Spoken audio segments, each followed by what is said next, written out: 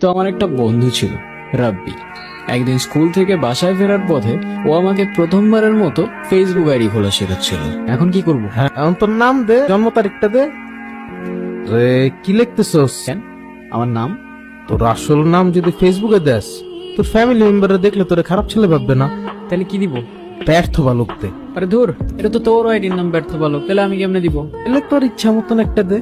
পাইছি, উদ্দেশ্যহীন গন্তব্য। এটার মানে কি? মানেটা অনেক কঠিন, তুই বুঝবি না। আচ্ছা, এখন চল তাইলে। তো একদিন স্কুল থেকে বাসায় ফিরে ছাদে বসেছিলাম। রাব্বির কথা মতো ফেসবুকে র্যান্ডমলি ফ্রেন্ড রিকোয়েস্ট দিয়ে যাচ্ছিলাম। যে করেই হোক আইডিতে নাকি 5,000 ফ্রেন্ড বানাইতে হবে।